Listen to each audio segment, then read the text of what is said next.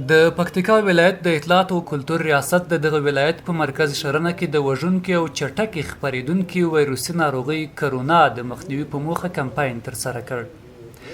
د یادې ادارې رئیس امان الله خپلواک په دې اړه له میلمه راډیو سره په خبرو کې وویل چې یاد کمپاین یې د دې لپاره په لاره اچولی ترڅو خلکو ته د کرونا په باره کې معلومات ورکړي او له وړاندې ورته پوره تیاری ونیسي.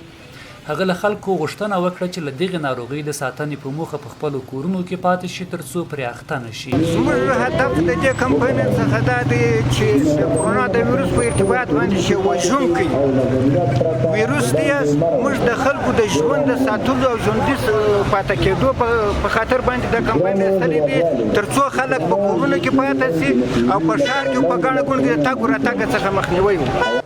د پکتیکا ولایت د ځوانانو مدیر محمد وسیل صالحي وایي کرونا یوه نړیواله وبا ده چې تر اوسه یې هیڅ درملنه او ځانګړي واکسین نه دی جوړ شوي، نو په دې اساس خلک باید د دغې وژونکې ناروغۍ په وړاندې جدي تدابیر ونیسي. کرونا یو نړیواله وژونکې ساري ناروغي ده چې هیڅ نوع تداوي او واکسین نه لري او تر دې مهاله یې په ټوله نړۍ کې د ډېرو انسانانو ژوند اخیستی. په همدې موخه موږ د اطلاعات او فرهنګ ریاست یو د عامه پوهاوي کمپاین پیل کړ ترڅو خلک په خپلو کورونو کې پاتې شي. د پکتیکا ولایت اوسیدونکی ثمرګل ثمر هم وایي چې له یاد کمپاین یې موخه خلکو ته پوهاوی ورکول دي، خو هغه له نورو نهادونو هم غوښتنه وکړه چې ولس ته په دې برخه کې پراخ عامه پوهاوی ورکړي ترڅو خلک په پراخه پیمانه معلومات ترلاسه کړي.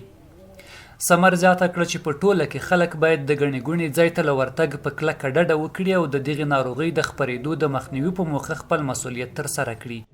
د کرونا وایرس په وړاندې د عامه پوهاوي پروګرام د فرهنګ ریاست د ستاینې وړ دی.